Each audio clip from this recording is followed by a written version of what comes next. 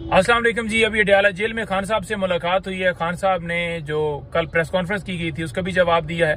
और दूसरे नंबर पर जो 9 मई के अंदर जो है एडमिशन की बात की जा रही थी कि 9 मई वाले दिन खान साहब ने कहा है कि बिल्कुल मैंने सारा वो करवाया, जलाओ कराया, घराव कराया, सारा कुछ किया, उसके ऊपर भी जवाब दिया खान साहब ने। और तीसरा जो तोशाखाना केस है उसके ऊपर भी बात की है। सबसे पहले बताऊं कि अडयाला जेल वही तरीकाकार कि 1 किलोमीटर दूर उतार दो। 6 वकलात थे, हम मिलने के लिए गए। अब वहां पर जब पहुंचे तो हमारी जो है वो तलाशी उसी अंदाज से ली गई, उसी तरह से पेन वगैरह कोई पेपर हमें नहीं ले जाने दिया गया।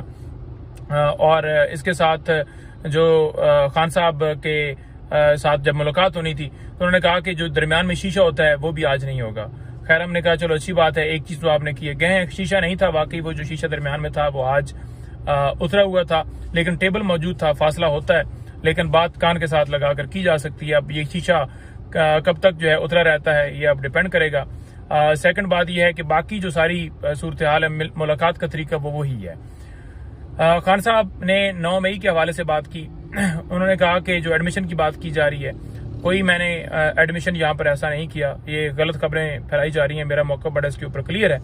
और मैंने बाहर स्टेटमेंट भी दी है, मेरे व्लॉग भी पढ़े हैं, वो भी उठा के देख लें। उन्होंने कहा कि जिस तरह पाकिस्तान की सबसे बड़ी पार्टी के सरबराह को जिस तरह वो दबोच कर लेकर गए, जिस तरह वहां पर धक्के दिए गए, जिस तरह से तशद्दुद वहां पर किया गया, वकला के ऊपर जिस तरह से वो डंडे मारे गए, मेरी तरफ इशारा करके उन्होंने कहा कि इसे डंडा मारा, इसी तरह से स्प्रे वहां पर किए गए, लोगों की आंखों में स्प्रे डाला गया। तो जिस तरह वो सारा उस दिन किया गया, सबसे पहले देखा जाए ना कि उसका हुक्म देने वाला कौन था, और जो किया गया गैर कानूनी काम वो सुप्रीम कोर्ट ने कह दिया कि ये गैर कानूनी था। तो जब आप लीडर किसी भी पार्टी के लीडर के साथ, जो सबसे बड़ी पार्टी हो, उसके साथ ऐसा सलूक करेंगे तो लोग पुरअमन एहतजाज के लिए निकलेंगे, और पुरअमन एहतजाज हर शहरी का हक है, पुरतशद्दुद नहीं। उन्होंने कहा कि एक गमला आज तक नहीं टूटा जितने हमने एहतजाज किए। उन्होंने कहा कि मेरे ऊपर वजीराबाद हमला हुआ, आपने कहीं देखा कि कोई इस तरह से पुरतशद्दुद वाक़या हुआ? 14 मार्च मेरे घर में हमला हुआ, वहां पर रेंजर भी थी, ये सारे नामालूम लोग भी थे, पुलिस से सारे आए हुए थे, लेकिन आपने देखा 26 घंटे हालांकि ऑपरेशन वाटर कैनन का इस्तेमाल खवातीन के ऊपर तशद्दुद किया गया। उन्होंने कहा कि 18 मार्च जुडिशल कम्प्लेक्स में हम पेश हुए, वहां पर नामालूम लोग ऊपर वकला की वर्दियों में थे और वैसे भी थे, तो वहां पर आपने देखा कि कोई हमारी तरफ से इस तरह की कार्रवाई की गई हो, किसी को आग लगाई गई हो, जलाओ किया हो गया हो, गिराओ। हालांकि कितनी तादाद में लोग साथ थे, हालांकि सीधी सीधी शेलिंग चलाई जा रही थी, लोगों के ऊपर लाठीचार्ज किया जा रहा था, सीधा सीधा किया जा, लेकिन उन्होंने कहा कि नहीं हुआ।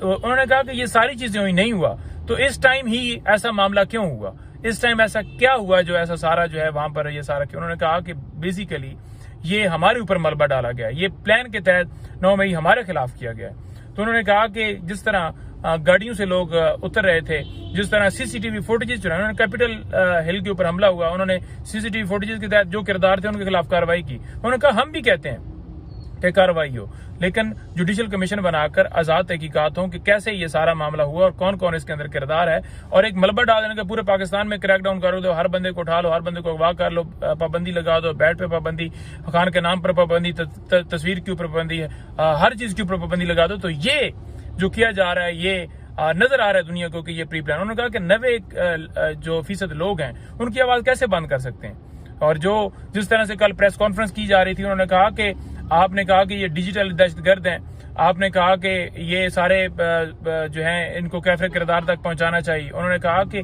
जो 9 मई के अंदर मुलव्वस हैं उनको कैफरे किरदार तक पहुंचाया जाए, लेकिन हम 9 मई के अंदर मेरे ऊपर कह देना या पीटीआई के ऊपर ये कह देना, बिल्कुल ऐसा ये गलत इल्जाम लगाया जा रहा है। इसी वजह से हम कहते हैं कि वो सीसीटीवी फुटेज लाएं, और वो लाई इसलिए नहीं जा रही कि ताकि पता ना चल जाए, हकायक ना पता चल जाए। तो बड़ा उन्होंने क्लियर इसके ऊपर मौकफ अपना दिया है, और उन्होंने कहा कि अब आप समझते हैं कि हर बंदे की आवाज आप बंद कर लेंगे। रऊफ हसन साहब के बारे में जब मैंने बताया, और बाकी तमाम खवातीन, इकरा वगैरह और सबका, और जो हमारे लोग गिरफ्तार हुए जैसे राशिद रफीक और उसके साथ जो आफाक है, सबका नाम लेकर मैंने बताया, तो उन्होंने कहा कि ये समझते हैं कि इनको उठा के तो ये आवाज बंद कर लेंगे, एक उठाएंगे हम, दूसरा बंदा उस जगह पर लगा दें, तीसरा लगा देंगे, वो समझेंगे कि एक सेक्टरी इन्फॉर्मेशन खत्म हुआ है तो जो है उसके पीछे हमारे पास बंदा कोई नहीं बचेगा, वो समझेंगे कि एक जगह के ऊपर कोई बंदा खत्म हुआ है यानी कि उसे उठा कर ले गए तो वो जो है वो पोस्ट अब खत्म होगी, अब कोई बात नहीं करेगा। तो ऐसा मुमकिन नहीं है। प्रेस कॉन्फ्रेंस भी होगी, बंदे भी अपॉइंट होंगे, आवाज भी होती रहेगी, और जिस वक्त वो बैक आएंगे अपने डेफिनेटली वो ओहदे संभालेंगे। और उन्होंने बड़ा क्लियर कहा कि ये पाकिस्तान, ओवरसीज पाकिस्तानी जो बाहर बैठे हुए हैं, हर जगह से हर जगह पर लोग जो है वो बात करेंगे और हर जगह से जो है वो किस किस को आप रोकेंगे। और ये बात जो है सिर्फ ये ना कि ये मेरी बात है, ये किसी 2 बंदों की, 4 बंदों की, 10 बंदों की बात है। उन्होंने कहा कि 90% आवाम की राय जो है उसके ऊपर जो है वो कैसे आप जो है उसके ऊपर अटैक कर सकते हैं, कैसे उसकी आवाज बंद कर सकते हैं। उन्होंने कहा ये मुमकिन नहीं है। उन्होंने कहा कि यही हुआ उस वक्त 1971 के अंदर कि आवाज जो है बंद करने की कोशिश की, उस वक्त आवाम की राय का एहतराम नहीं किया गया और ये सूरत हाल हुई। तो खुदारा इसके ऊपर रहम करे और मुल्क को आगे बढ़ने दें, मुल्क को आगे चलने दें। ये मलबा हमारे ऊपर डालकर आप समझेंगे कि आप ये पाकिस्तान तहरीक इंसाफ कुछ चंद लोग हैं, तो आप पूरे मुल्क, आप आवाम के खिलाफ जा रहे हैं, आप आवाम की राय के खिलाफ जा रहे हैं। आवाम की राय का एहतराम करें, आवाम को अपने मुखालिफ ना करें, तो खुदा का नाम लें और होश के नाखन लें। इसके अलावा जो गिरफ्तारी हुई उनकी पुरजोर मजम्मत की। तोशाखाना केस के अंदर जिस तरह से वो इनाम शाह को लाया कि उन्होंने उसका भी जिक्र किया। उन्होंने कहा कि इनाम शाह जो है वो जहांगीर तरीन के भाई, जो जहांगीर तरीन के साथ जो PS है उसका ये भाई है। और ये ऑन चौधरी हमारे पास लेकर आया था, 2 तनख्वाहें ले रहा था, 1 तनख्वाह ले रहा था ये इधर से PTI से, और 1 तनख्वाह सरकारी लेना इसने शुरू कर दी। तो जो जब हमें पता लगा तो हमने इसे निकाल दिया। ये इन्फॉर्मेशन भी दे रहा था और इसको अप्रूवर बनाकर लेकर आए, और इसी तरह से ऑन चौधरी को उधर अप्रूवर बनाकर लेकर आए।